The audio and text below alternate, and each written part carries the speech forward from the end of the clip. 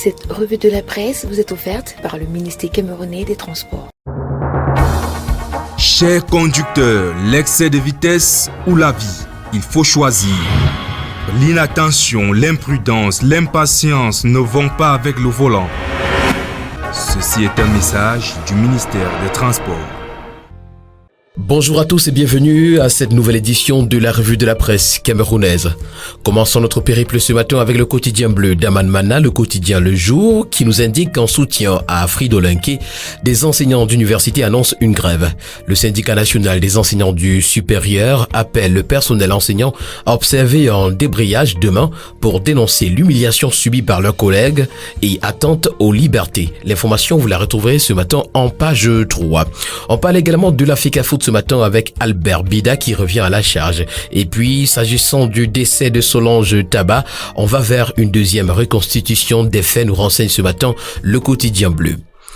Le quotidien Mutation, pour sa part, parle de revendications sociales. Cameroun, la poudrière. Après ACOM 2, les populations de Minta sont sur le pied de guerre parce que c'est vrai d'énergie électrique.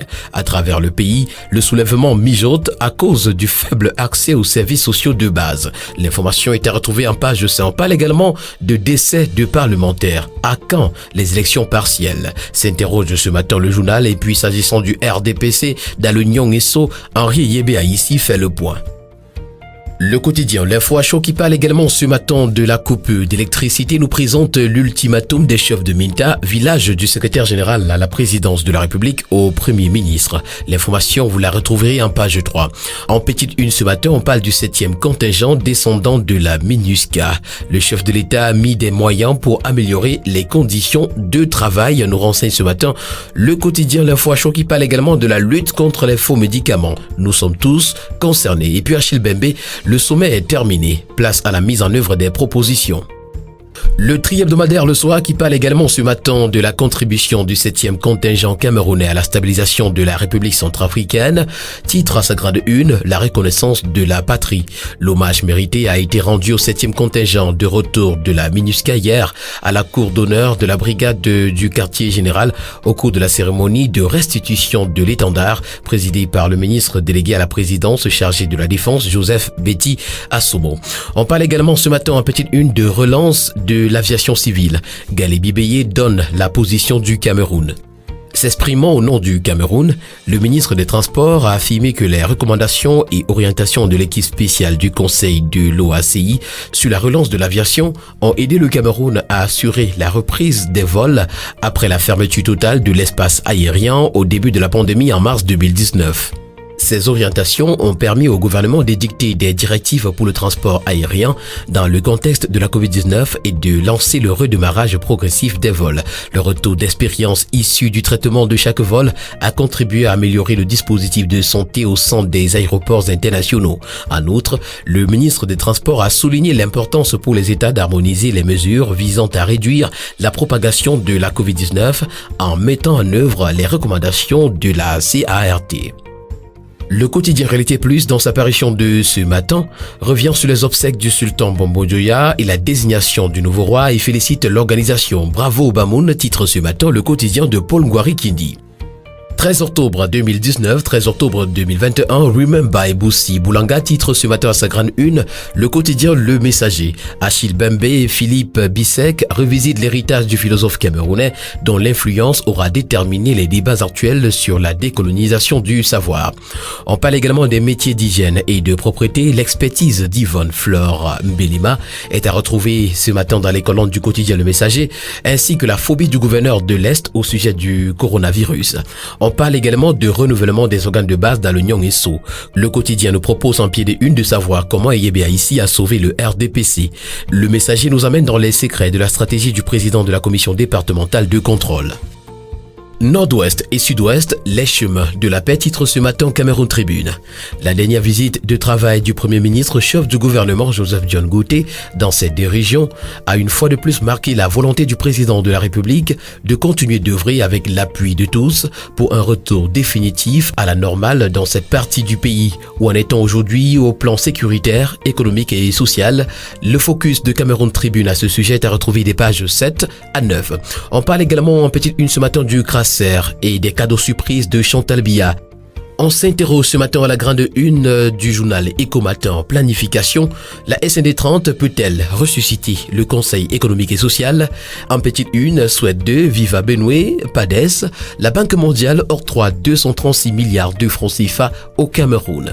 Également, lutte contre l'inflation, dialogue de sourds entre le gouvernement et les opérateurs.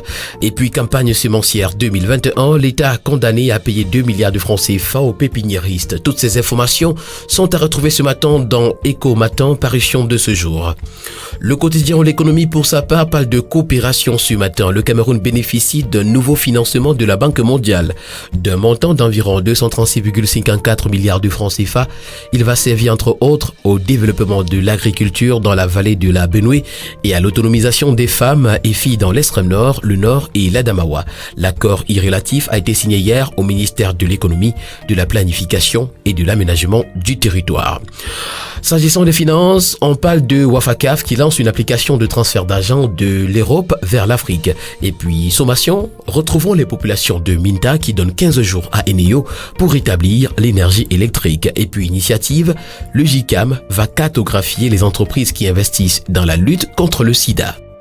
À la une du journal, la caractère satirique, le Populi ce matin, Seydou Bombo, Garasabil contre Nabil. Et puis Chobez, Magasco entre divorce et canular. Cybercriminalité également, la cote d'alerte au Cameroun est à retrouver dans les colonnes du Populi. Pour le journal Santé Nature Info, s'agissant du Covid-19 au Cameroun, l'obligation vaccinale prend corps. Le constat est clair, alors que le Cameroun semble avoir opté pour une vaccination volontaire comme stratégie de riposte à la pandémie à coronavirus qui touche le pays depuis bientôt 2 ans. Force est de constater que sur le terrain, la tendance est plutôt à la contrainte. Plusieurs administrations, services publics et autres entreprises imposent aux usagers et personnels la présentation d'un carnet de vaccination contre le Covid pour être autorisé à IRCD. Le quotidien Informateur pour sa part ce matin parle du Rassemblement démocratique du peuple camerounais dans le Cam Sud-Est et nous renseigne que Samuel Motte a été humilié. D'après le quotidien Informateur, c'est une défaite cuisante qui démontre une fois de plus l'impopularité de cet individu que les réseaux mafieux ont imposé à l'Assemblée nationale alors que les militants ne l'avaient jamais vu sur le terrain. Entre Mbombo Dioya et Albert Bida, le match continue ce matin, titre le bi-hebdomadaire L'Essentiel. Au cours d'une session extraordinaire de l'Assemblée générale tenue hier, le sénateur a été confirmé à la tête d'un comité exécutif provisoire qui entend retirer toute compétence à celui qui officie jusqu'ici comme le président de la fédération. Mais du côté du camp de Seydou Bombo Dioya, on crie à l'agitation et on se dit serein avec le cutis de la FIFA qui leur permet de gérer les affaires courantes à la fédération camerounaise de football. On parle également ce matin de sécurité sociale. La CNPS, honorée pour ses bonnes pratiques. Grand dialogue national, que sont devenues les résolutions et puis projet routier, pas d'annulation de financement de la Banque africaine de développement. Le journal L'Élite pour sa part ce matin parle du sommet France-Afrique 2021, la divine humilité. Cependant, le bi-hebdomadaire La Voix des Jeunes nous renseigne s'agissant de ce 28e sommet Afrique-France que le 237 a été représenté par des touristes. Pendant que les jeunes maliens, sénégalais, burkinabés défendaient fièrement et courageusement les intérêts du continent africain, la délégation camerounaise, constituée par 80 participants muets comme des carpes, s'est contentée d'assister passivement au débat. Le quotidien Essingan pour sa part ce matin parle de l'autopsie du corps d'Hilaire Aïssi et nous présente l'horreur que voulait dissimuler l'hôpital central de Yaoundé. En grande une, on parle plutôt de tripatouillage du projet Bogopousse. Emmanuel Nganou Dioumessi veut mouiller la DGSN. Cependant, les explications de Nganou Dioumessi au sujet des routes Ntouimankim, Bogopousse, Kumbokambe Misagé sont à retrouver ce matin dans les colonnes de l'hebdomadaire Bounia. Le quotidien Éco-Santé parle de faux médicaments ce matin et nous fait savoir que l'État du Cameroun paie 33 milliards de francs CFA par an. S'agissant également des médicaments de la rue au Cameroun, le quotidien parle de tolérance zéro à sa grande une ce matin. Et pour le 7e contingent camerounais de la MINUSCA, c'est une mission accomplie. L'hebdomadaire d'information générale et d'enquête Le Témoin pour sa part ce matin parle de terrorisme. Voici les banques camerounaises qui financent. En application des 13 autres résolutions de son dernier conseil d'administration, la commission bancaire de l'Afrique centrale, la COBAC, a sanctionné plusieurs banques exerçant dans la zone CEMAC. Ces dernières sont accusées de blanchiment de fonds et de financement du terrorisme. Pour le bi-hebdomadaire, cette info ce matin, on parle d'atteinte aux droits des récurrents fonciers. La DDRF siffle la fin de la récréation au Cameroun. Et puis intégration à la fonction publique, les médecins frustrés écrivent au président Paul Biya. Mesdames et messieurs, c'est ici que prend fin cette autre édition de la revue de la presse. Merci de l'avoir suivi et rendez-vous demain pour une toute nouvelle sortie. Bonne journée à tous.